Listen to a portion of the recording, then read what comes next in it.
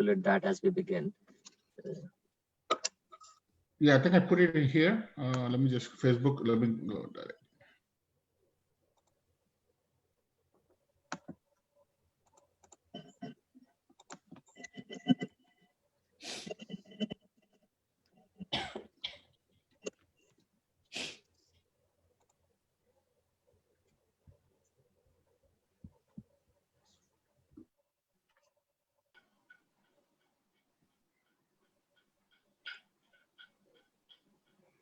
Okay, I'm just gonna copy this link here quickly.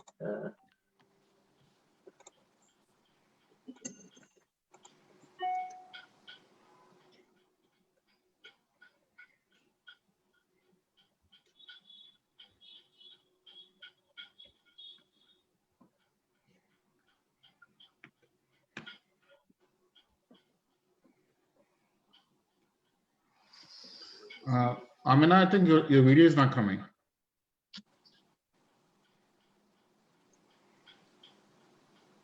Okay, I have just added the link on our WhatsApp group, so everyone should be able to disseminate that in their own networks. I'm also adding that on our GPUB page, so that should be good. Let's see here.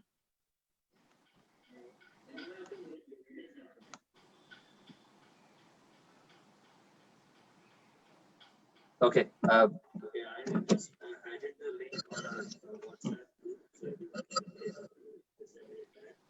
Where's that coming from now? Yeah. Sorry. All right. So whenever we are ready, just let me know. We will start. I'm ready. Yeah, let's start. I think people are coming, right? Let's start. It's almost 8:04. Okay. All right. Well, it's August 19, 2020. Good morning, everyone on the East Coast. A super early morning to folks on the West Coast, and a very good evening to our friends in India. We welcome you to this press conference titled Indian Americans Stand in Solidarity with Prashant Bhushan, decrying the contempt charges against him.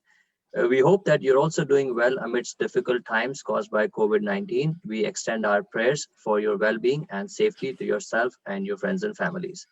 This is Dr. Manish Madan, and I welcome you on behalf of the Indian American diaspora, represented by collective voices of all faiths, beliefs, and ideology that are committed to reclaiming India back to its foundational values that once solemnly resolved to constitute India into a socialist, secular, democratic republic with securing to all its citizens justice, liberty, equality, and fraternity as it began the journey of independent India nearly 3/4 of a century ago.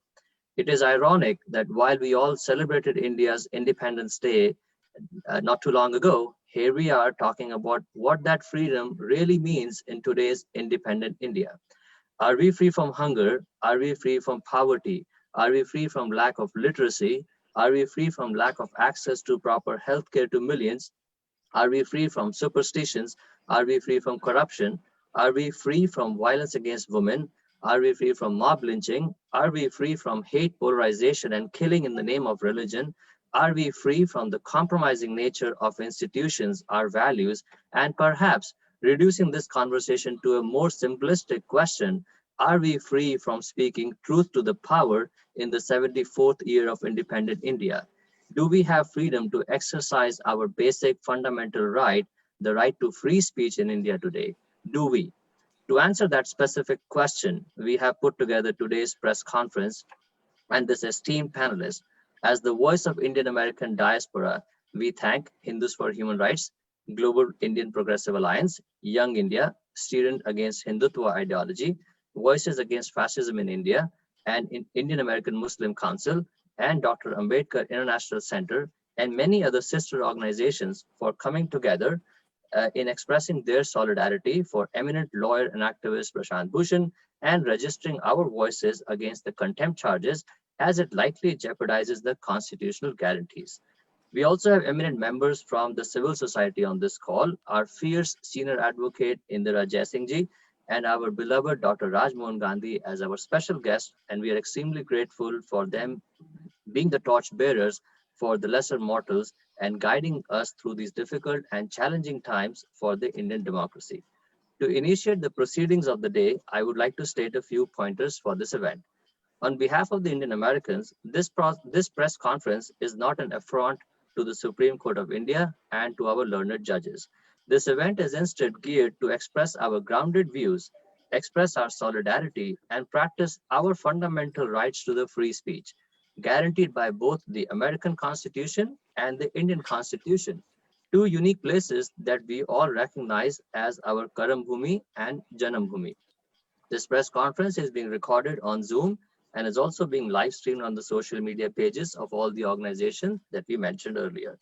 The event will begin with keynote and special remarks, which will be followed by brief statements read out by each organization lead member. At that time, we will transition into outlining a call for action, namely International Day for Solidarity with fasting for Prashant Bhushan and a prayer for Supreme Court. Last, but the most important component for which we are extremely grateful to our friends from the media present today on this call, we will invite Q&A from as many members from the press as possible and other members of the civil society on this call. We ask you to identify your name at the time, the outlet that you represent with your question. So our Q&A moderator, Ms. Sunita Vishwanath from Hindutva Human Rights, can pose those questions to the panelists. We have timed this conference to last 75 minutes, but we'll appreciate your courtesy if we were to extend it to a buffer of additional 15 minutes, depending on how it goes. At this point, I will invite Padma Shri Indira Jaising ji to the floor to give her keynote remarks. She has dedicated her life to the working on the causes of human rights, gender rights, and worked tirelessly for the underprivileged sections of Indian society. Over to you, Ms. Jaising, at this point, and thank you very much for joining us. Thank you, Dr. Manish. We're gathered here today for a variety of reasons, but the foremost reason is to protect a value considered universal and not subject to arbitrary state borders of any nation, which requires us to collectively defend it. What is this universal value? It is our right to express ourselves. Can you hear me? Can you hear me? Yes. Yes. Okay. Yes, we can hear you. Our right, it is our right to express ourselves. The pandemic in our midst has brought, just give me a minute. Yes, the pandemic in our midst has brought human life to a halt. This period has been known as an andropause. While our species may survive the andropause and come out stronger, if there was a cessation of the right to express ourselves, we would revert to a less than human existence. Imagine a life without expression. I cannot. It would be akin to being unable to breathe. I speak my mind, therefore I am. But if that right to speak comes with a threat of prosecution, it is no right at all. The pre-independence judgment of the Supreme Court of India compromised this right by stifling fair comment, quote unquote, on the functioning of the court. In a deliberative democracy, all institutions need to function in a transparent way to gain legitimacy. When we critique the court, we do so with the intention of bringing it back to its core function, the dispensing of justice by the rule of law. We do not critique the court to name and shame it, but to retrieve its core values. A court which assumes the power to entertain public interest litigation must open itself up to public voices on its functioning or its absence of functioning without threatening us with contempt of court. The second most fundamental right is the right to personal liberty granted by Article 21. No person can be punished, and therefore our liberty cannot be taken away except by procedure established by law. This has to be a just, fair, and reasonable procedure. To be punished for a crime without a charge being framed against you is neither fair nor just nor reasonable procedure. Such a procedure cannot be countenanced by any court. The third is the attack on the right to legal representation itself. An attack on lawyers, in the ultimate analysis, is an attack on the right to legal representation guaranteed in all civilized societies. Modern liberal democracies cannot function without an independent judiciary, and an independent judiciary needs to be transparent. It needs constant course correction by deliberative discussion with its main stakeholders. Lawyers are one of the key stakeholders of the administration of justice. We have a duty to speak when we believe that the court is deviating from its core function. It was in America that the first major doctrine of separation of powers was articulated when the Supreme Court of the US in Marbury versus Madison outlined the defining role of the Supreme Court in seeing if law conforms to the Constitution. Without a judicial branch to interpret the laws, a constitution is meaningless, which is perhaps why we in the legal profession hold the judiciary in the highest regard. And that is also why courts must maintain the respect of the public.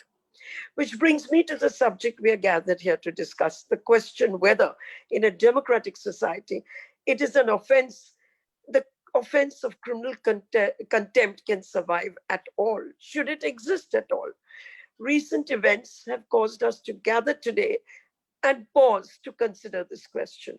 When our courts are given such an important role, does it not consequently follow that as citizens, we have the right, if not a duty, to be vibrant in our criticism of how they function? To me, this goes beyond my profession.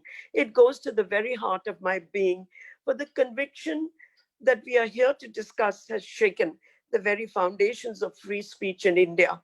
Courts are required to defend the right to free speech. But when the courts themselves cut this right down, then it is time to pause and think, what has happened? Why has this come about? Why are we not being permitted to speak freely, truth to power? As Dr. Manish said, I'm here to defend my own rights, not somebody else's right. I speak because I must.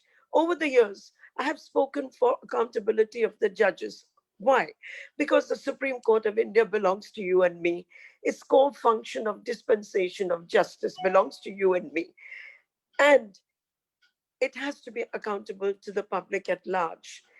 This can only be done by the exercise of right of speech in the dispensation of justice.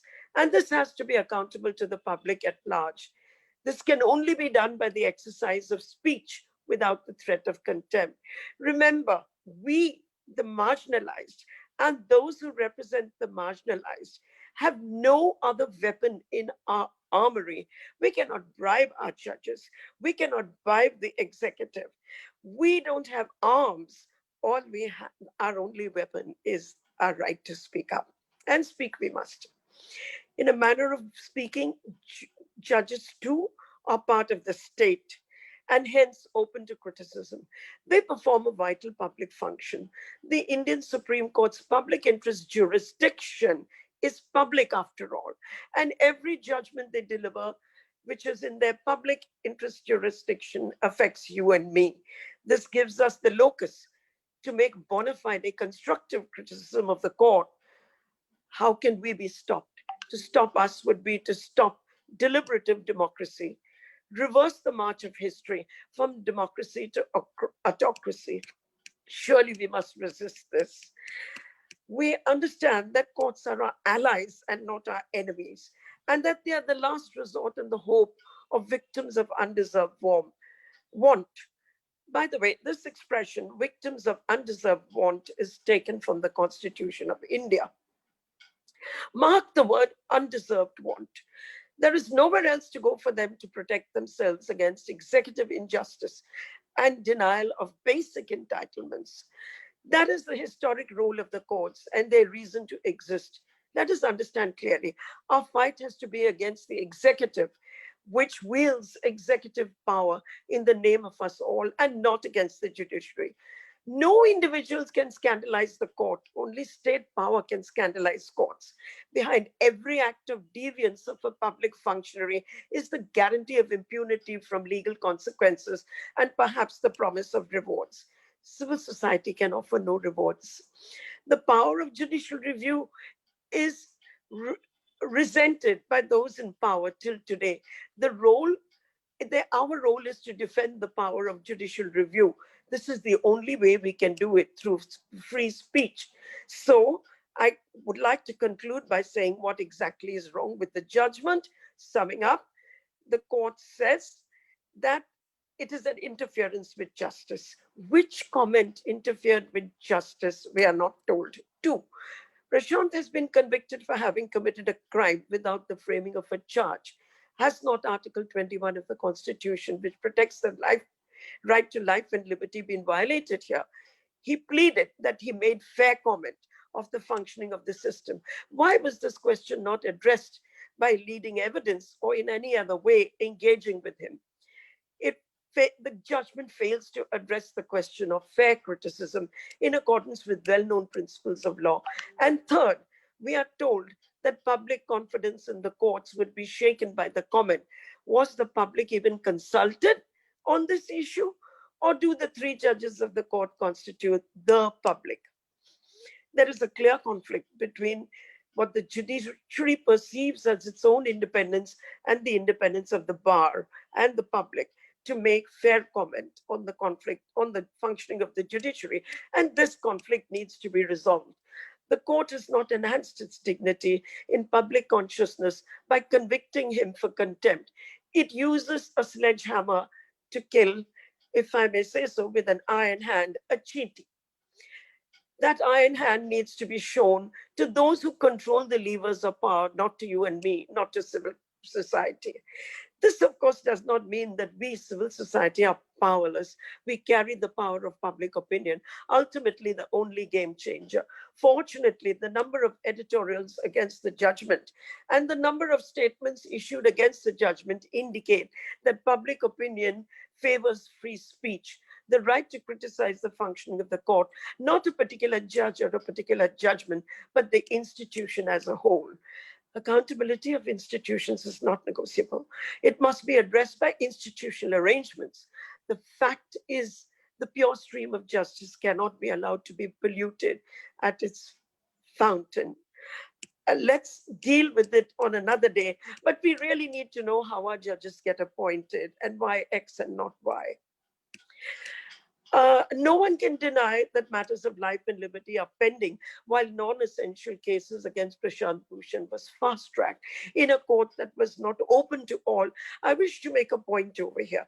Criminal justice must be dispensed in open court, not behind closed doors. And addressing the issue by video conferences is addressing behind closed doors. We do not want to revert to the days of the Star Chamber when justice was not seen in broad daylight. As Justice Lodha has spoken on the subject, he asked the heavens would not have fallen if the case had been delayed until a proper reopening and public hearings began. Court proceedings are not live streamed, and hence we didn't know what happened in court that day. And I appeal through this press conference to the Supreme Court of India to reconsider the judgment in a full court of all 32 judges. Is this the collegial view of the Supreme Court? We would like to know. Allow interveners to address the court so that we, the people of India, and perhaps the peoples of the world, can tell you what is our view of the functioning of the court. We cannot be gagged. Thank you for giving me this opportunity of saying a few words to you. Thank you indeed.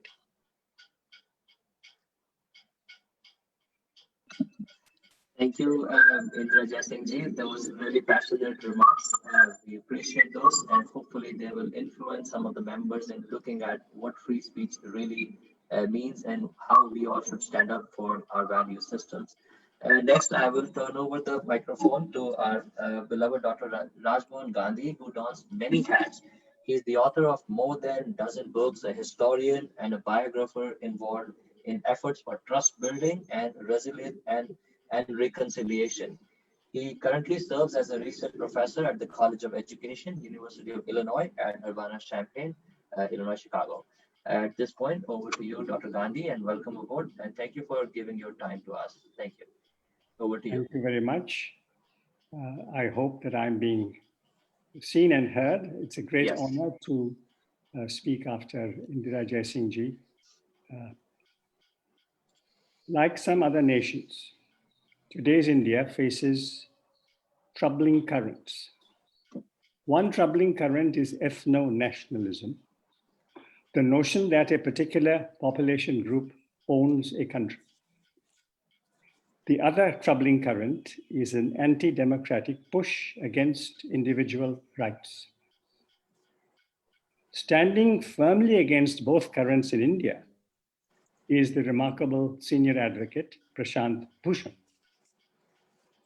For decades, Prashant Bhushan has placed his wonderful talents at the service of the human rights of the weak and the downtrodden, including the right to live, the right to think, and the right to speak. Prashant Bhushan has exposed big corruption in high places. He is fearless. He takes up a just cause, even if it's unpopular. India is fortunate to possess a person of his integrity and his gifts. India's Supreme Court receives thousands of cases every year. This year, citing the pandemic or other considerations, the court has not heard most cases, whether about the suspension of democratic rights in Kashmir or the deaths of protesters at the hands of the police, or laws that involve citizenship rights, or other matters of obvious urgency. But it applied itself to Prashant Bhushan's comments on some of the Supreme Court's judgments and on a photograph of the Chief Justice on a motorbike. And the court concluded that Prashant Bhushan should be jailed or fined for contempt of court. When future scholars look back at our times, they will be puzzled by the priorities of the Supreme Court of India. Tomorrow, the court is to deliberate on the punishment it wishes to give to Bhushan. More than Bhushan, it is the court that is on trial. Prashant Bhushan's standing as a defender of the rights of the Indian people has grown decade by decade, year by year. The future will see him as one of the great Indians of our time. My anxiety is about the standing of the Supreme Court of India. Thank you. All right. Thank you, Dr. Gandhi, for again those compassionate remarks about Prashant Bhushan. We all are on the same page. I just want to make sure my audio is clear. I think I'm hearing that I'm going in and out. So if I do, please do give me a heads up so I can see something here at my end. Next, I would like to actually ask our moderator, our backend support, Fawad, can we play the video for that we have for Prashant Bhushan? Right. This is a brief video, so thank you very much.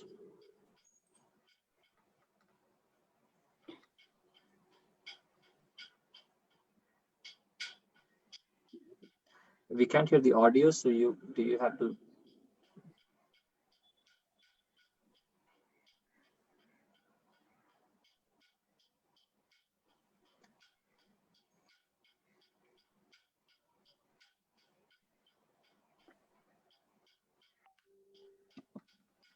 Fawad, we are not able to hear the audio.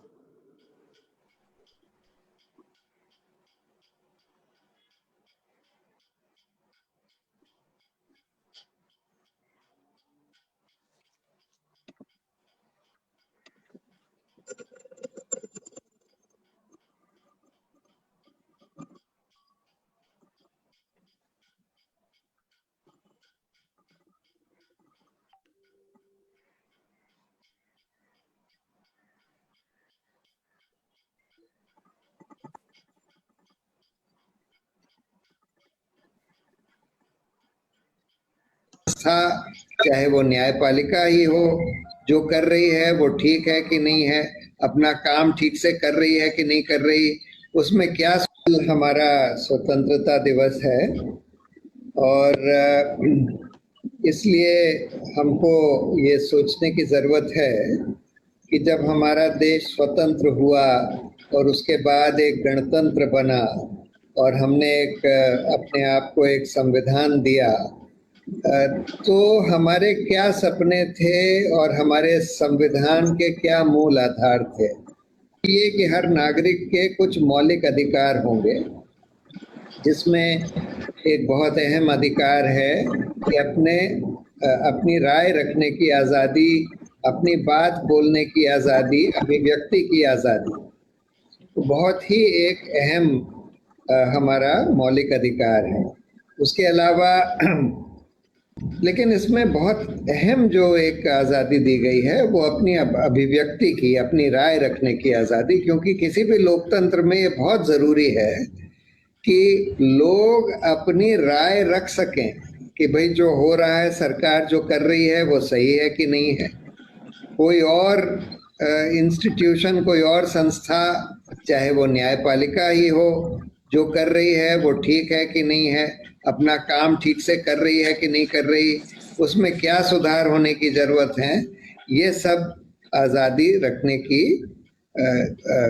ये मौलिक अधिकार इसलिए दिया गया। सबसे अहम चीज़ ये करी गई कि इस पूरे संविधान की रक्षा करने के लिए और लोगों के मौलिक अधिकारों की रक्षा करने के लिए एक स्वतंत्र न्यायपालिका का गठन किया गया, जिसमें कि सुप्रीम कोर्ट, हाई कोर्ट्स और उसके नीचे के कोर्ट्स बनाए गए, जिससे कि जिनका काम सिर्फ यही नहीं है कि न्याय दें नागरिकों को, लेकिन उनका एक अहम काम ये है कि लोगों के मौलिक अधिकारों की रक्षा करे।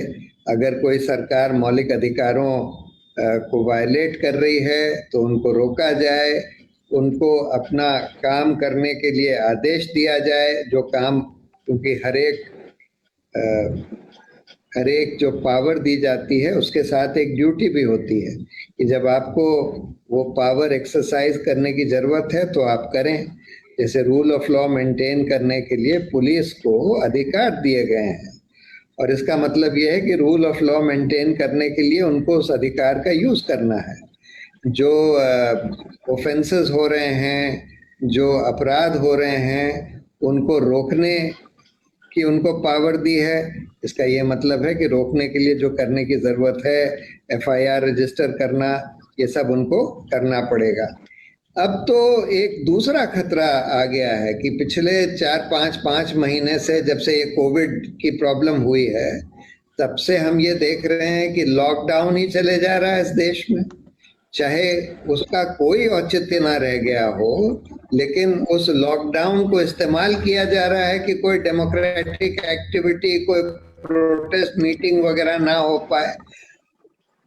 धारा 144 लगातार इम्पोज करी गई है और सरकार की गाइडलाइंस ये हैं कि कोई पॉलिटिकल एक्टिविटी नहीं हो सकती।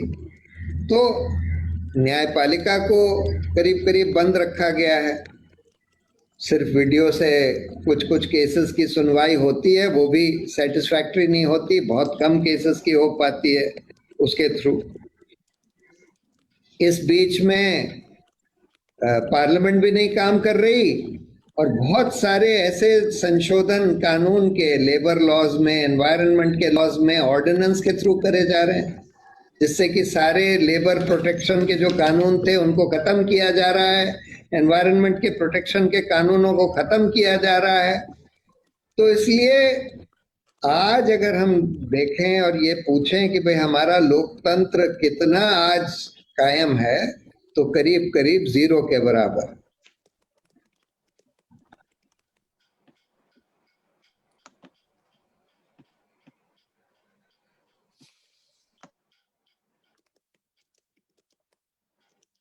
I think you're muted.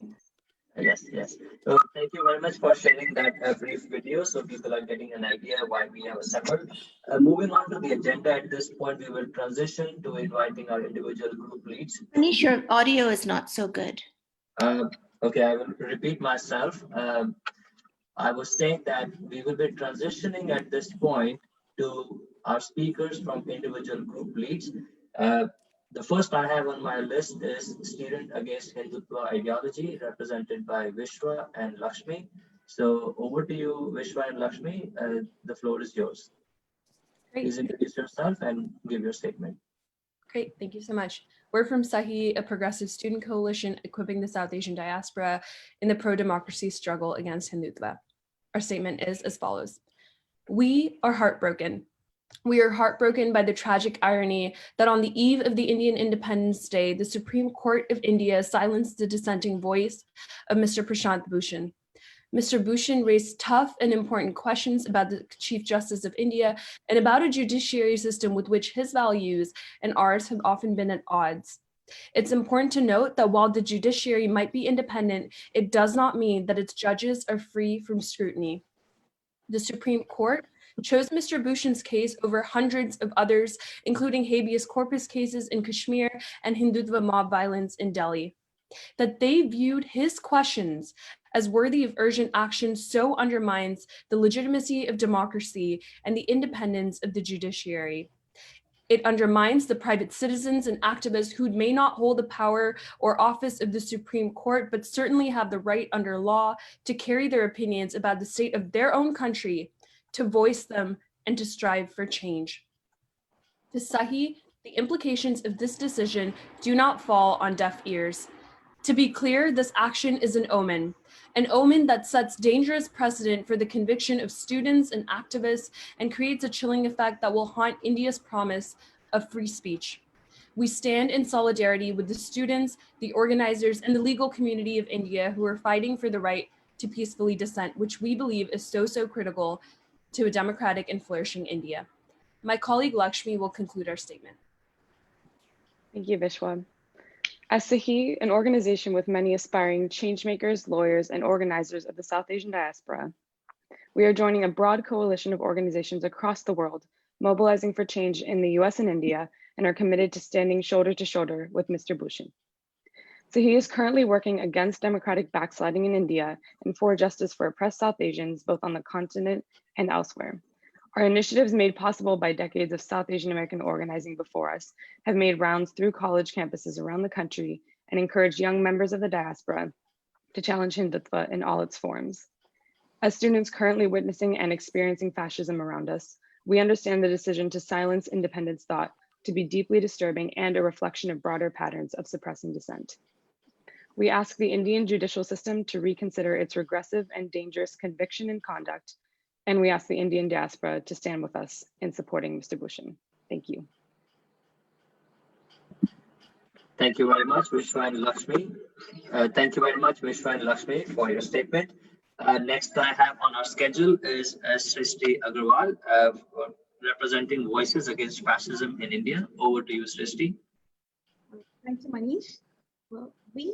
I'm here to represent Voices Against Fascism in India, a political organizing and advocacy group that has been created to address the challenges of an increasingly fascist, xenophobic, and authoritarian government in India. As our other coalition partners here today will and already have discussed the pertinent issues concerning the legality of the judgment, judicial reform, and the need to uphold the right to free speech, our collective would like to complement their arguments by drawing your attention to what Mr. Bhushan so rightly pointed out in his tweets. While the right to free speech is paramount and should not be challenged by any authority in a free country, discussing the judgment alone would serve the purpose of deflection and remove focus from the uncomfortable reality of India, where the judiciary appears to be highly corrupt and at the same time repels any calls for transparency. The judiciary, instead of addressing Mr. Bhushan's arguments, have adopted a colonial weapon to act like masters and wield powers to squash any criticism. Mr. Bhushan is the foremost authority on the farcical nature of the contempt of court clause, and to try him for contempt is conveying that the judiciary now rests above the very citizenry that they are meant to protect. The judiciary has effectively said that no reform or allegation to its oligarchic existence is now welcome. So, we wish to make the judiciary accountable by amplifying the questions that Mr. Bhushan and others have rightly asked. Do the citizens not have a right to question the judiciary and its judges? How are we to believe that the judiciary is independent when the Chief Justice of the Supreme Court becomes a member of parliament after his term? Why does the government decide the post-retirement jobs of the judges? If the judiciary itself is not independent, how can we trust the independence of other institutions like CPC, CPI, CAG, etc.? And how can the judiciary be investigated independently? Why has the judiciary remained quiet on the curtailing of freedom of expression in the country through threats of violence? Why does it not force the government to maintain the law and order for citizens to exercise their basic rights? Why does the judiciary refuse to recognize the political persecution that exists in the country today? Has the judiciary been reduced to a puppet of the ruling party? Does a legitimate democracy still exist in this country? Like Mr. Bhushan, we should never be afraid of questioning the challenges to the Indian democracy, its laws, its institutions, and the judiciary if it starts to play a role in deconstructing the very fabric of the nation. The need of the hour is to put the judiciary itself on trial and to ensure that it doesn't only answer to the interests of a few, but to the interests of the 1.3 billion people that it is meant to protect. To repeat Mr. Prashant Bhushan, जगह है कितनी jail में तेरे देख लिए हैं देखेंगे जय Hind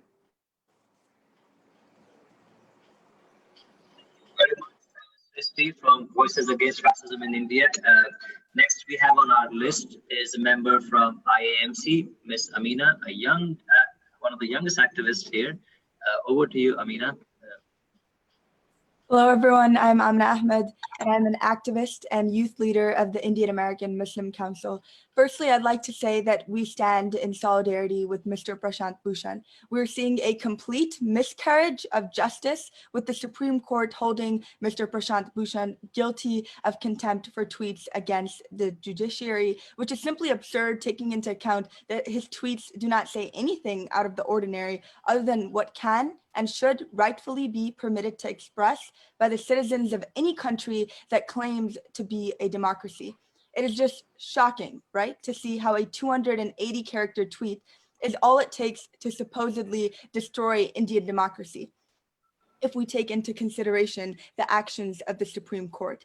The court says, and I quote in regards to his tweet, that it damages confidence in our judicial system and demoralizes judges of the highest court by making malicious attacks. The court's pronouncement also says that Bhushan's, quote, tweet has the effect of de-establishing the very foundation of this important pillar of the Indian democracy, end quote.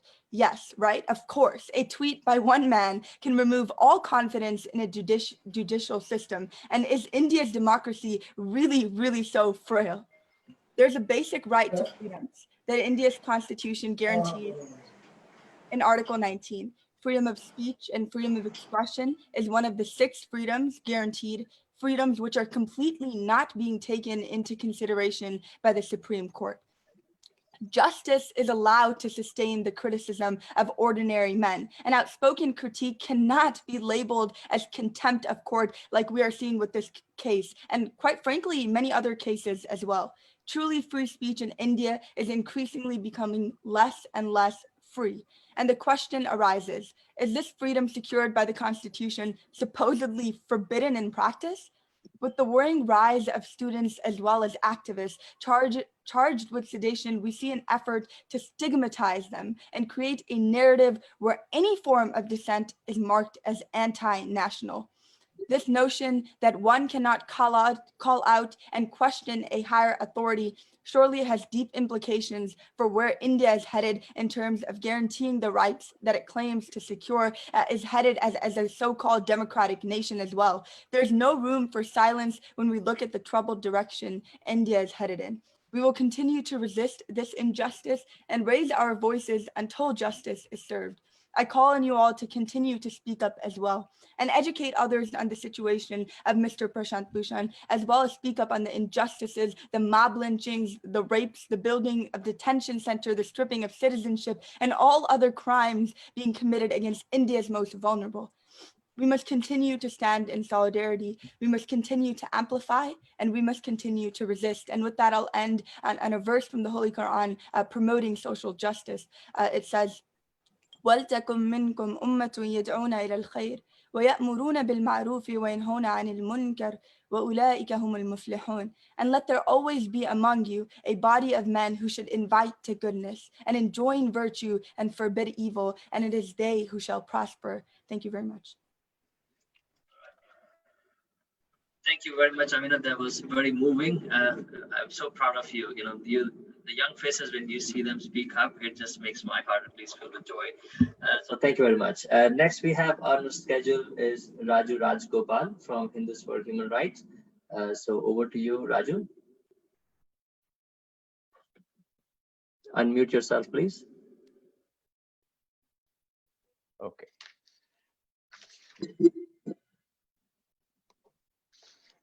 Can you all hear me? Yes, loud and clear. Friends, I'm Raju Rajagopal, co-founder of Hindus for Human Rights, an advocacy organization dedicated to speaking up for democracy and multi-religious pluralism. As others have already covered the Prashant case, I want to reflect, if I may, on some of the recent judgments by the court as a lay person. When the court met for over 6 weeks in 2017 to deliberate on and rule that right to privacy is a fundamental right, everyone applauded it as a landmark judgment. But some saw it also as an urgent call to India to get its act together in legislating the right to privacy. Then came the Sabarimala judgment in 2018, which seemed to reinforce the notion that individual rights are more sacrosanct than so-called community sentiments. Many welcomed the court's ruling that women of all ages ought to be allowed into the hill shrine. But then the minority opinion by Justice Indu Malhotra in defense of tradition was so powerful that even one of the petitioning women reportedly had a change of heart. That case, in my view, was the court as it should be, offering varying shades of opinions from the learned judges so that citizens could make up their own minds on issues of faith. Then came the last two most visible years of the Assam NRC, ending in August 2019, which saw the court wear an executive hat as the overseer of the project. Unfortunately, we have all seen the disastrous results, which now poses an existential threat to over 200 million Muslims and other minorities. So it's only fair that people are asking, is it possible for this court now to be an impartial arbiter of petitions on the NRC? When the court deliberated long and hard on the right to privacy in the context of Aadhaar, did it not see the real elephant in the room, namely the NPR, which presents a far more imminent threat to people's privacy? Finally came the controversial Ayodhya judgment in November 2019 with no dissenting opinion. In my pedestrian view, that ruling was analogous to a court admitting that your home was indeed illegally destroyed, but instead of punishing the guilty, it unanimously hands over the land to the perpetrators while you still await justice. Is there any question why millions of ordinary citizens think that justice was neither done nor seen to be done? That judgment also disabused any notion that the court was moving away from legitimizing the fungible notion of community sentiment, in this case, of course, only that of the majority community. So in a nutshell, if some of us felt a sense of optimism by the progressive rulings of the court only a couple of years back, that optimism has in recent months melted away with a foreboding sense of pessimism. But it took someone like Prashant to give voice to that despair and to warn the nation about the ongoing destruction of our democracy. Or in my own words, the downhill journey of Lady Justice, with her balance increasingly tipping towards the executive and the majority community. The court's response this week to Prashant's call of conscience, sadly, has been to shoot the messenger. To quote Indira Jaising ji, who is with us today, without a vibrant bar, there can be no vibrant judiciary. We lawyers are the primary victims of this judgment. Be quiet or face contempt is the message of the court. Hindus for Human Rights stands in solidarity with Prashant, a beacon for all those who are standing up for democracy, and we decry the contempt charges against him. Thank you.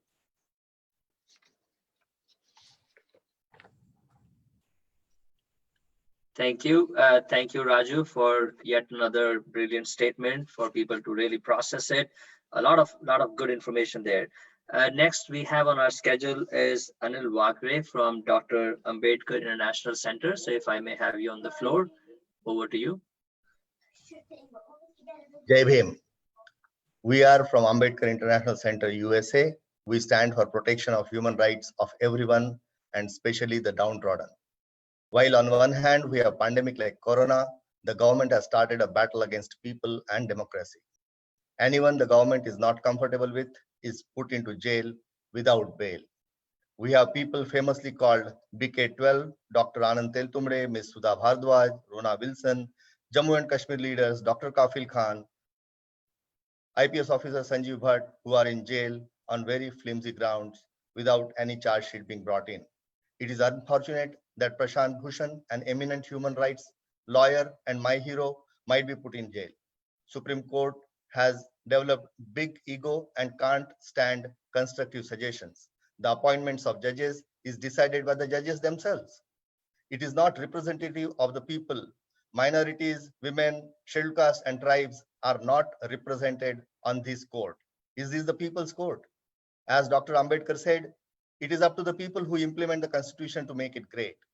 Today, Supreme Court is not standing with the people when poor people were marching on foot to their homes when the entire country was shut down with no notice at all. We at Ambedkar International Mission stand for the human rights and condemn an attempt to silence people. We stand in solidarity with all the people who are in the jail and Prashant Bhushan. Jai Bhim. Thank you. Thank you. Thank you, Dr. Wagner, for brilliant statement on behalf of the Ambedkar International Center. We're really glad to have you as partners here.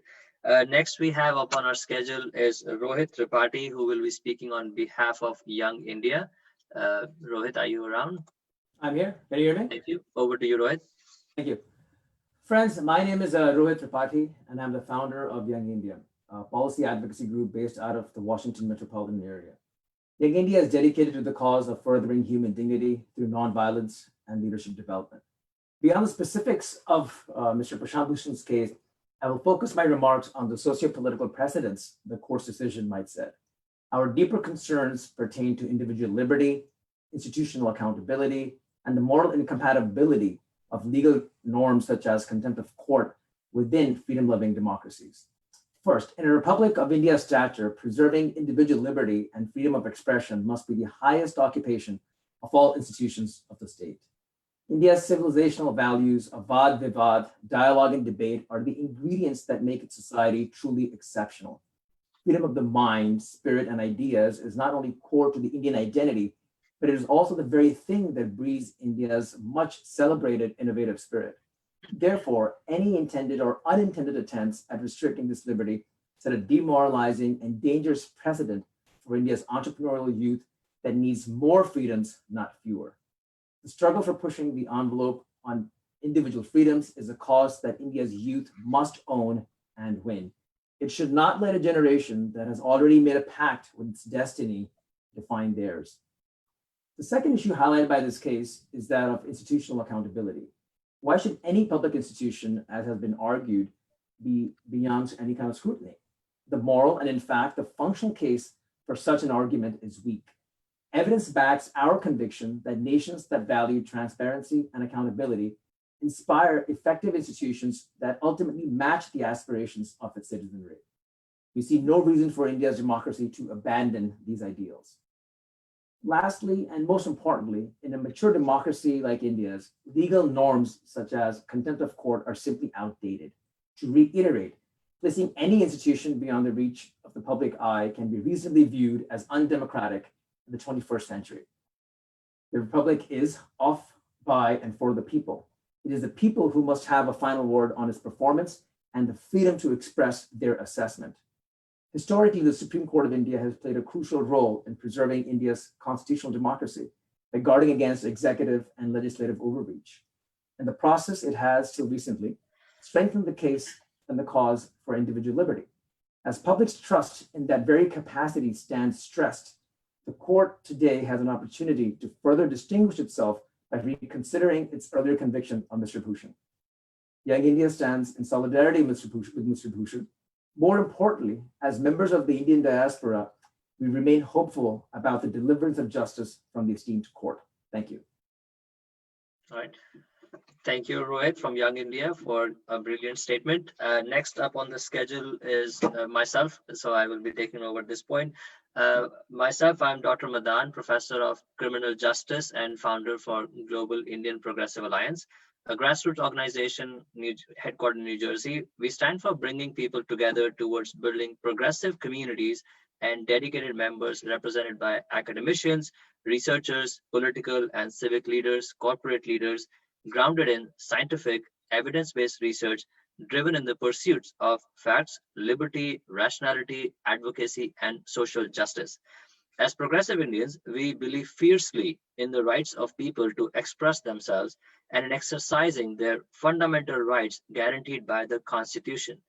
To say that we are extremely disappointed by the contempt charges as a follow-up of initiating suo motu criminal contempt proceeding against lawyer activist Prashant Bhushan on mere tweets will be a gross understatement. On the very surface, it is devoid of due process and procedural fairness. India's constitution under, under Article 19 expressly states, and I quote, all citizens shall have the right to freedom of speech and expression. And with the nature of, and I unquote, and with the nature of contempt charges filed, it has opened up a debate on the fundamental rights enshrined for every citizen within India's constitution. We see this issue beyond an individual, but more considering the broader message it is likely to dissipate in muzzling people's right to express themselves, which should be a cornerstone of a sustained and progressive democracy. For a democracy to sustain, thrive, and flourish, the right to free speech must remain as one of the most sacred rights in the citizenry can and must have, and we must stand in solidarity unconditionally on that. Criticism allows us to introspect on our conduct, both at an individual level and the institutional level, excuse me, that we claim to represent. It can allow for new ideas, new value systems to emerge, whereby disagreements do not necessarily mean disrespect. And by no stretch of imagination, they bring disrepute to the institutions that have withstood time and again for far too long and for far bigger than a few individuals who are the current custodians. Similar to America's fundamental values, dissent in India needs to be considered as Indian tradition. And clearly, we do not hold in contempt of following a major part of who we are, which Amartya Sen may even identify us as argumentative Indian. Should this contempt charge be upheld, we remain concerned of the judgment to becoming a classic case study on free speech and the intersection of current political environment in many courses on jurisprudence. Asking the question, where is the fine line of upholding constitutional guarantees? Even if we were to consider Prashant Bhushan's tweets as criticism by a hypothetical stretch, we have a precedent in P.N. Duda versus P. Shivashankar, whereby the court observed, and I quote, fair criticism of the conduct of the judge, the institution of the judiciary, and the functioning may not amount to contempt if it is made in good faith and in public interest, and I unquote. We are concerned about this judgment as a landmark judgment that is likely to shake the foundation of fundamental principles ascribed to citizens and bringing questions of trust and respect between judiciary and the citizenry. In the times marked by troubled socio-political history of our contemporary times, shift into majoritarianism, and question on the separation of powers, we still view Supreme Court of India as a beacon of hope that will stand for upholding the constitutional guarantees and show large-heartedness in viewing the disagreement as not disrespect, not viewing criticism as an affront to its powers. With over 3.5 crore cases pending over courts across courts in India, we request the Supreme Court to take suo moto in addressing those pending cases, perhaps, that may be impacting many ordinary citizens. As progressives, we want to look at the brighter future ahead. We look for a reform to the criminal justice system and suggest that perhaps the court take yet another suo moto cognizance on the vagueness of Section 2C of the Contempt of Court Act of 1971 that gives broad latitude to understanding what is scandalizing or what can tend to scandalize or lower the authority of any court, or that interferes or tends to interfere with the administration of justice and court. Perhaps instead of admonishing an individual tweets, we need to shift the narrative in examining the said act so it cannot be applied in a way that jeopardizes the constitutional guarantees provided to the citizens otherwise. As Progressive Alliance, we also position ourselves in the historic phrase attributed to Voltaire, and I quote, "I disapprove of what you say, but I will defend to the death your right to say it," and I unquote. In closing, as Global Indian Progressive Alliance, we expressly state our solidarity with Prashant Bhushan and hope that the Supreme Court will reconsider withdrawing the contempt charges against him. Thank you very much. So at this point, we will be transitioning to the call for action on International Day for Solidarity with fasting for Prashant Bhushan and prayer for Supreme Court, led by our young champion, Ms. Suniti Sanghavi. Like all of us, many of us, she also bleeds blue. She is a scientist by profession and is currently in Los Angeles. Her initiative revolves around using the power of fasting in bringing people to common goals of peace and solidarity. The fasting chain that began at the onset of Delhi pogrom early this year is now on to its 177th day, with having engaged more than 24 fasters from across the globe. And we are very proud of it. The aim of fasting is to develop empathy for the suffering of others, to give an expression to our frustration and dissatisfaction with the state of our nation, to grow an inclusive community based on love, empathy, and trust. With that as a background, I would like to invite Suniti to lead the call at this point. Over to you, Suniti. Thank you very much. Thank you very much, Manish. Can everyone hear me? Yes. All right. So today I will start with a couplet from the Upanishads that seems as universally relevant today as ever. Asatoma sadgamaya. When surrounded by lies and deception, let us be led towards the truth. Tamasoma jyotirgamaya. Amid the darkness of ignorance and despair, let us be led towards enlightenment and hope. Mrityoma amrit gamaya. When surrounded by short-term distractions, trials, and temptations, let us be anchored by the true meaning of life. Om Shanti, Shanti, Shanti. Let there be peace, and let us live in harmony with each other and the natural world around us. This simple Shanti mantra from the Upanishads touches us all, regardless of whether we are young or old, rich or poor, Indian or not, Hindu or not, believer or atheist like me, a Dalit, a tribal, a member of our many religious minorities. It is universal because it appeals to our shared humanity. A related idea that finds universal appeal is, regardless of one's origin or station in life, is representative democracy, in which the government represents and works for the well-being of each and every citizen. How would our elected representatives know if their actions on our behalf are actually doing us any good? There's a very efficient way. It is our critical feedback, communicated through our elected representatives amplified by the media, and protected by our judiciary until appropriate policies are executed by the powers that be. Unfortunately, our public servants today have forgotten who they really serve, causing an unprecedented erosion of the traditional four pillars of the Indian democracy. The only remaining pillar on which our democracy teeters today is the voice of the common man and woman, which were manifested and are still in nationwide protests against the discriminatory and oppressive policies of our government. These have been met with ruthless suppression as witnessed by the illegal detention of public intellectuals, protesters, and students, to say nothing of the regular impunity with which rapes, lynchings, and violent attacks are being carried out on the most vulnerable sections of our society.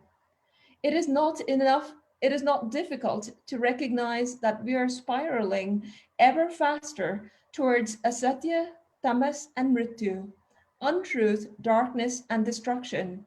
The only means we have to put a check on this dangerous trend is to speak up, to infuse the current political climate with some desperately needed satya, jyoti, and amrit, truth, light, and the essence of what it means to be truly alive. Supreme Court lawyer Prashant Bhushan has been a tireless champion of the constitutional rights of the people of India and a long-standing defender of the integrity of our judiciary as envisioned by Baba Sahib Ambedkar.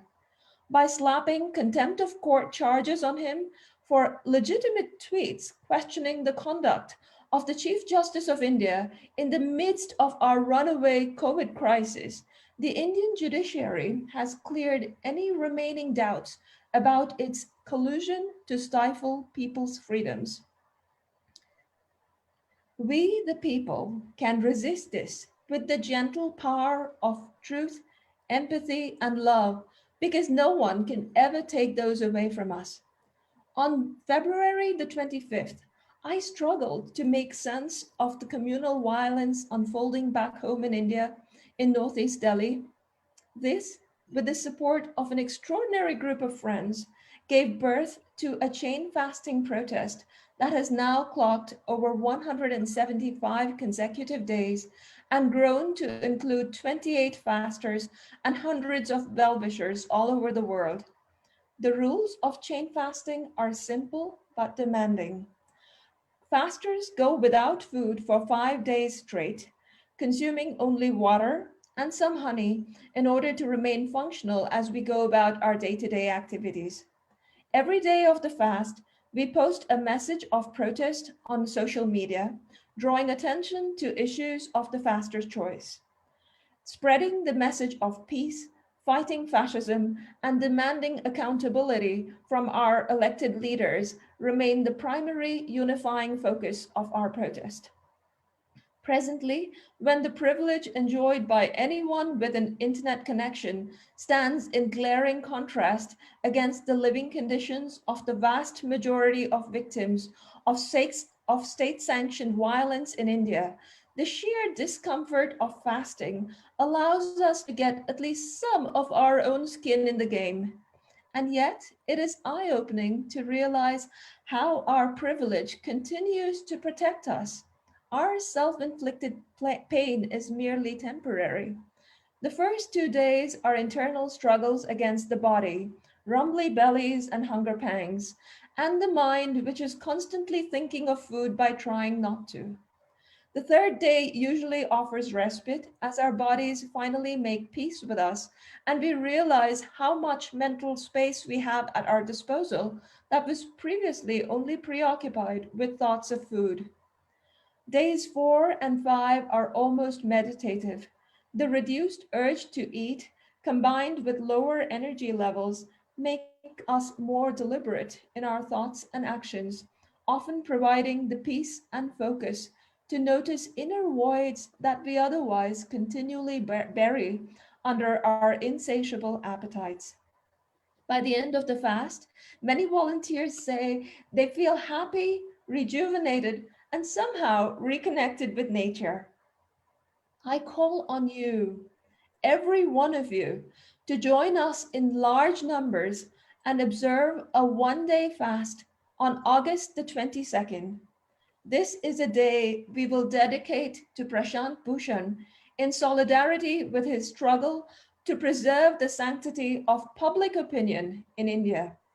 Let us all seize this moment to play an instrumental role in the triumph of love and compassion over the blind and hateful destruction that we have had to witness over the past 6 years.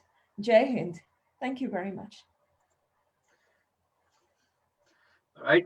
Thank you, Suniti, for a brilliant lowdown on your initiative. And we hope that by the end of this call, we will have many people sign up. Did you want to tell people how they can reach you briefly? So, Manish, in this case, would it be possible for me to share links? We have a sign up link over a tiny URL that I will try to disseminate over Facebook and through Manish, through this press conference and all the proceedings. Right. So why don't you add those links in the chat window, so at least people who are on the call and we have fairly good numbers, so they can at least have it handy. Yeah. Okay. That sounds All good. right. Excellent. Excellent. I think so. We are pretty much good on time. So that brings us to the second last component of our day today, which is the Q&A. And I'm going to turn over to my colleague, Ms. Sunita Vishwanathan from Hindutva for Human Rights.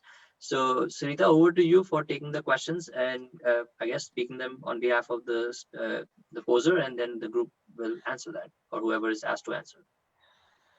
Thank you so much. Can you hear me? Yes.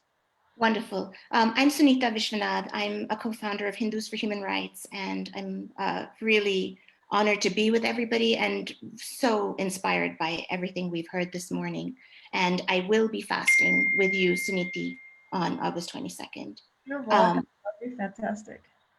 I want to first, before we go to the questions, I want to recognize somebody very special in the audience, and I will unmute Mr. Hiremath, who founded one of the earliest India-oriented NGOs in Chicago, fought the emergency, and recently exposed the massive mining scandal in Karnataka with the help of Prashant ji. He will be speaking from a village, which is also standing, the whole village is standing today in solidarity with Prashant ji.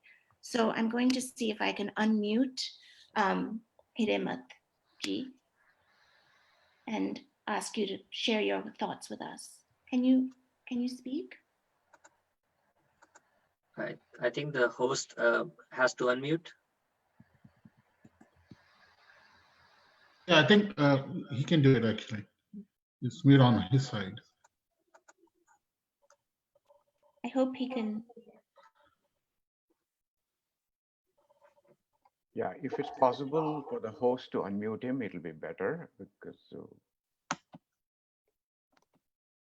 And his name appears as Sangaya or Hiremath. Yeah, now it's here. Yeah. Oh, he went. Okay. There you go. Yeah. Mr. Hiremath?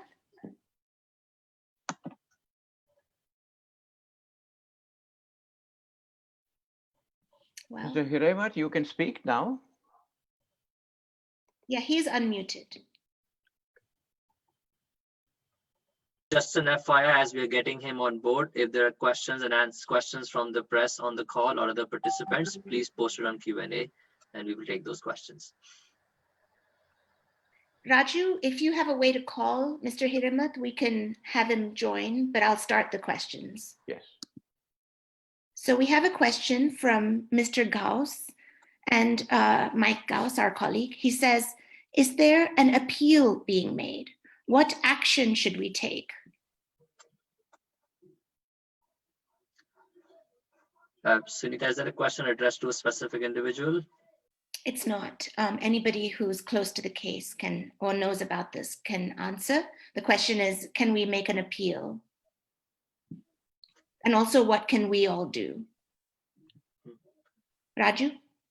Yeah, I think Suniti has already outlined one of the most immediate action items, which is to join on 22nd as a day of International Day of Solidarity, where we fast for Prashant and pray for the Supreme Court.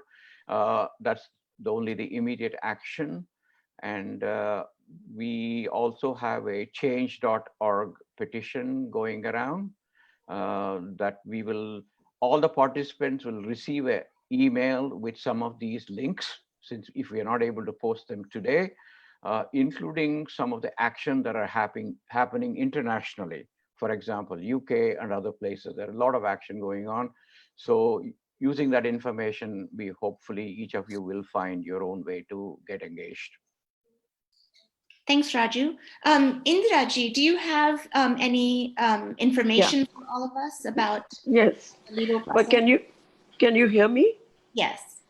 Okay, so Prashant himself has already announced, and I have confirmed it with him, that he intends to file a review petition.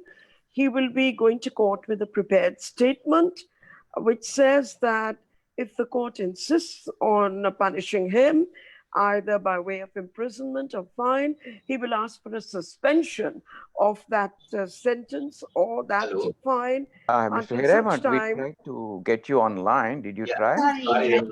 Raju, will you mute yourself? Yeah. Sorry. So, can I keep you on speakerphone so that everybody can hear? Yeah. So Prashant has already announced his strategy. He is going to go in for a review, and to answer the question very directly, there is no appeal, but there is a review. And after review, there is a possibility of what we call a curative petition to prevent miscarriage of justice. So we haven't seen the end of this case. Thank you, Indiraji. I'm going to move on. Raju, is Mr. Hiramath ready? You're muted. Yeah. Try to get him on again if he's able to do it. He's actually in the panelist list. Actually, he's there. Okay. So Hiramathji, would you like to speak to us? Certainly. Yeah, first of all, I would like to thank you, all of you, for a wonderful Indian American press conference today, and more particularly for the 22nd International Day of Solidarity with Prashant Bhushan. I have known Prashant Bhushan for well over 2 decades, and I've worked him closely with the millions of people who have been affected by environmental issues, by social justice issues, human rights. He has been truly a tower of strength for us working in the field. And as you very correctly mentioned, recently, this reckless and irresponsible illegal mining in the districts of Bellary, Chitradurga, and Tumkur in Karnataka, he led our defense in the Supreme Court, and we're not only able to suspend the illegal mining, but send the entire gamut of highly influential, including the Minister Gali Janardhan Reddy, who was like kingpin of the mining mafia, along with other politicians, senior officials, who all collaborated with him in this great assault on nature, to jail. And now for the mining affected people, which is our major concern, and restoration of environment, which is very central to it, Supreme Court has set aside 15,000 crores for the human development of the mining affected people, that is health, education of their children and their livelihood, and also for the restoration of environment. He has been truly a tireless crusader for the causes of environment, human rights, and corruption, especially against the corruption in the high places. And we also worked with him in the Bastar region of what is now Chhattisgarh state. And for lakhs of tribals who were very much adversely affected by the timber mafia there, we were able to get a 3-year ban on felling of trees, thereby not only protecting the environment, but empowering the tribal people to work for justice and to work for peaceful living, which was very badly affected by unscrupulous combination of politicians, timber mafia, and also officials. And Prashant, more than anything else, he has been a wonderful human being. who has been our partner and indeed a great source of strength for what we are doing at the grassroots level. And as you know, he has made our democratic organs like the judiciary, the executive, and the various democratic institutions accountable. I also had the privilege of working with him for the Committee for Judicial Accountability and Reforms. And this is one of the things we are seeing. And I am also now National President of Citizens for Democracy. We basically passed a major resolution saying that the Supreme Court must recall the verdict against Prashant Bhushan because it is an assault on the freedom of speech. And we have very, we have stated that holding Prashant Bhushan guilty and awarding him any punishment are not going to do any service to the administration of justice or enhance the majesty of law. The tweets made by Prashant Bhushan were expression of anguish felt by thousands of victimized citizens who are at the receiving end of the brutal state power and who cry and hope for judicial protection.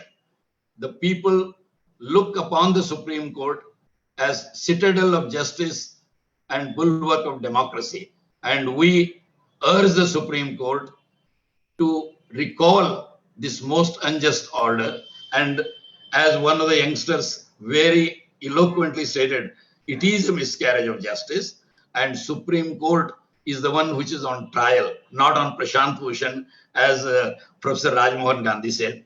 And Prashant Bhushan is indeed one of the great Indians of our times, and it has been a great privilege to work with him. He's a role model for most of the youngsters in the country, and I thank you for this wonderful opportunity, a very thoughtful, very well thought out program that you have planned. And I would like to also join you on the 22nd International Day of Solidarity, that fast with Prashant, and pray for the Supreme Court that the wisdom will prevail and that they will recall this order, stop the further hearings on the 2009 case, and truly stand for justice as all our countrymen expect it to be. Thank you very much. Thank you so much, Mr. Hiremath, especially for all the work you are also doing. Thank you. Thank you. I will go back to the question and answers. Yes. Is that okay, Manish?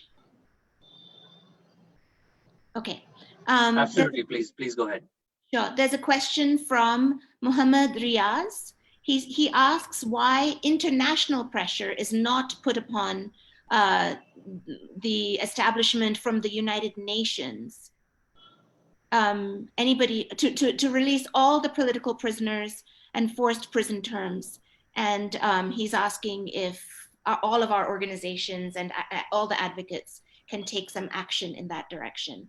And anybody can answer the question who wants to. The question's about international pressure. So I can speak from our progressives perspective. We respect, we respect thoroughly India's republic nature of a country, which means that they have the laws, they have the system, and we want to hold their feet to the fire of having the people within the country do the right thing. What we are doing through these conversations, creating those awareness, and it's not to obviously bring the international community into it, but creating that awareness so people within the system wake up, and do the right thing. So that's where our position in that aspect is. We don't know at this point if there is international pressure even will work, given the republic nature of a country. No country would want to interfere in the internal mechanisms of the country so as to speak of. So there is this legal limitations from what I understand. And that's where I think my position would be, but happy to have obviously other panelists answer that as well. Yeah, if I may state. Go ahead, Raju. Can I go ahead? Yes. Please, Raju. Please go ahead, Raju. Yeah, Hindus for Human Rights, as being citizens of both the countries, feel that we must also make use of the tools available to us in the United States through our representatives who speak up for democracy here, and some of them are not even aware of what's happening in India.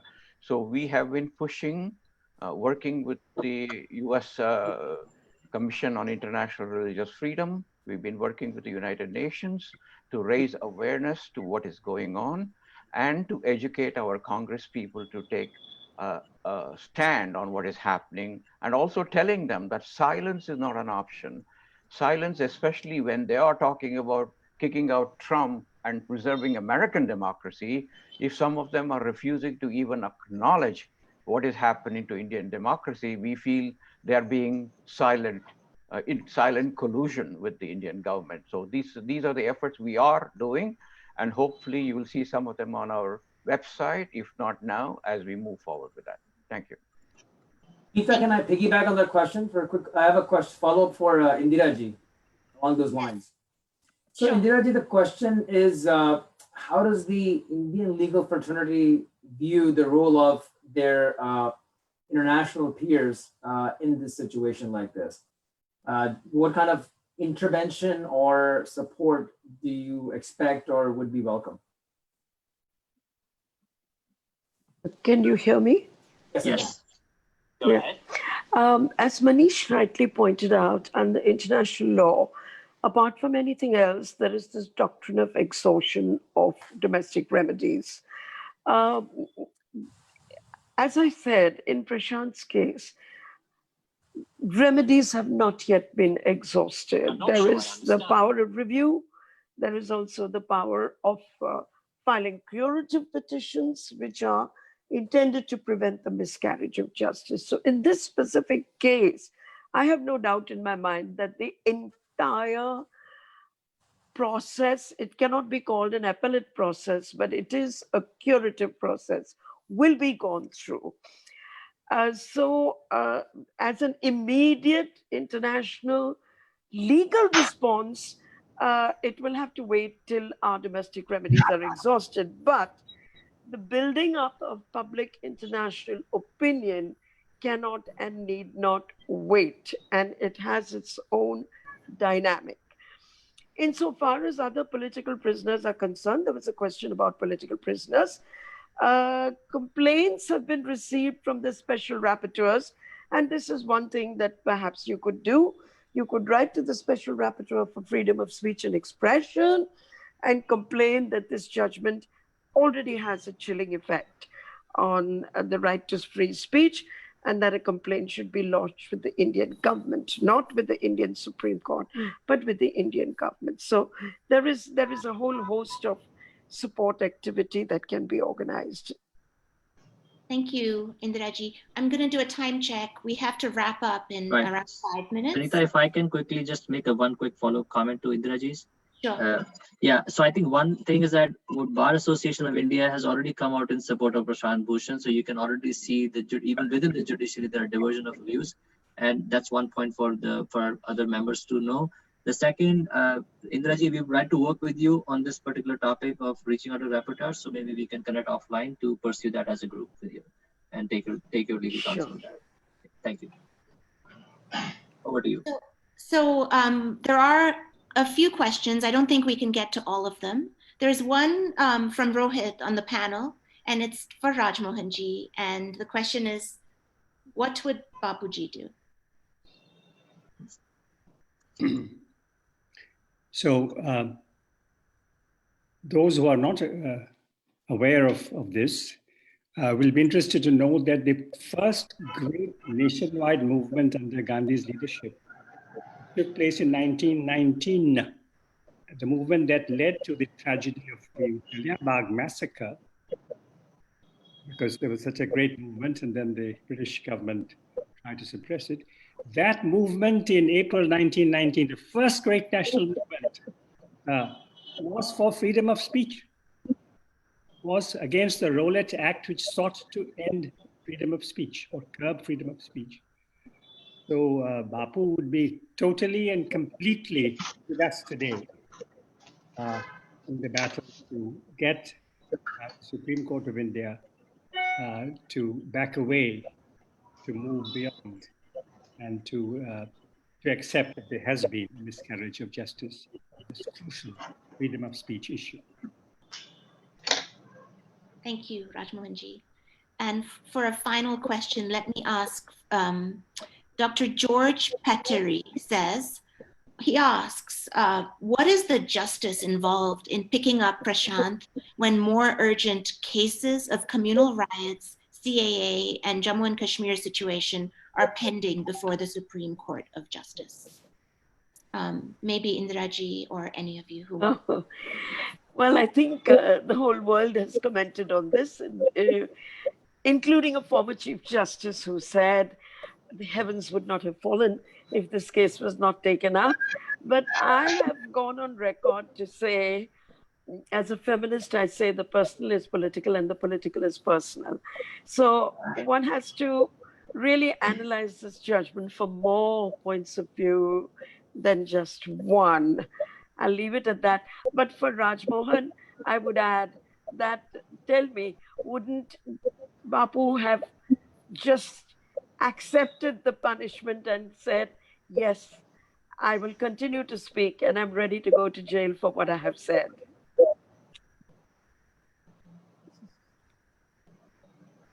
Rajmohanji, do you have anything to say?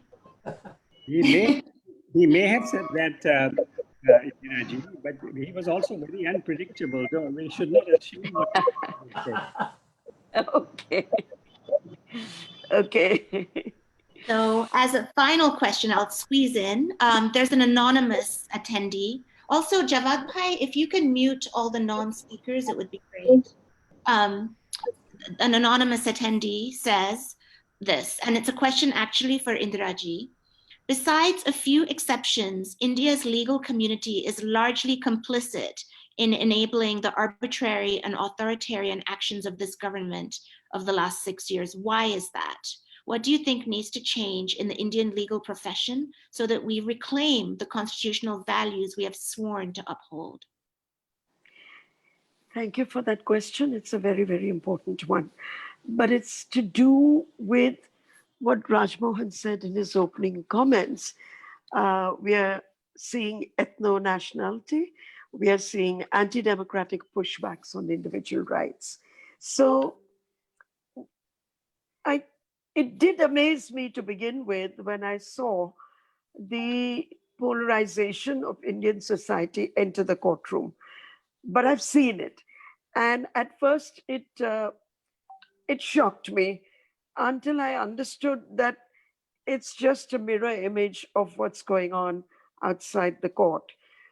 You just have to watch some of our television channels to see the kind of polarized non-debates that take place. You are pushed into a situation where you must take a stand for or against. It's the same mentality. If you're not with me, you're against me. And no one has any time for nuanced debates. No one has any time to consider the heart of the matter. And this is what has happened to the Indian legal profession. So I cannot offer you a solution to the problems of the Indian legal profession. Dehors a solution to the return of civilized debate to Indian political discourse. Thank you, Indiraji. I am going to hand back over to Manish. I think we're out of time for Q&A. And again, I just want to say that the links to the fasting Day of Solidarity on August 22nd, Suniti ji has shared with all of us. And so I hope many of you will join in the August 22nd action. Thank you. Manish, you want to take it over? Thank you very much. Thank you very much, Sunita, for your notes, and Indira ji and Rajmohan ji for answering all the questions, and other panelists. At this point, if I may request our panelists to put in the chat window about their Facebook page or Twitter page that they think that people would like to follow, so they can release their individual group statements on those channels as well. So that's something that I would encourage you to post your links in the chat window while we are on. The next, I will transition to my notes of thanks here. So a few notes of thanks, obviously one to begin with, to the brilliant team to have come together in reclaiming India back to its foundational values, as I said in my opening remarks. Our effort shows to the rest of the world that the left can be united with different lenses on the spectrum of faith, ideologies, and progressive ideals. I also want to thank wholeheartedly Indira Jaising ji and Dr. Gandhi for coming last minute on this important call and sharing their keynote and special remarks.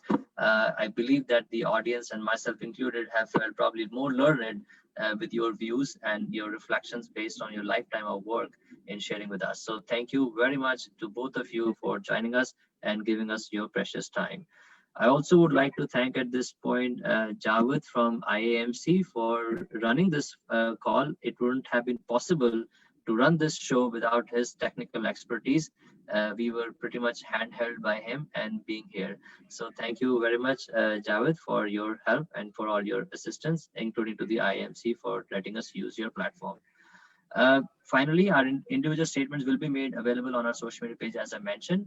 And I just want to close this out on 2 points here. The strength of this press conference is in diversity of voices and perspectives from young and old alike, and some of those with midlife crises who I must keep anonymous.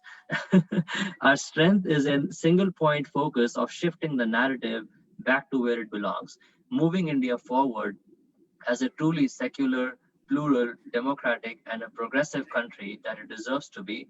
And we thank you for joining in this journey. In solidarity with standing up for Prashant Bhushan and decrying the contempt charges against him, we hope that the Supreme Court will do the right thing at the end of the day. Thank you very much for joining. This makes it official closure of the call. Have a great day.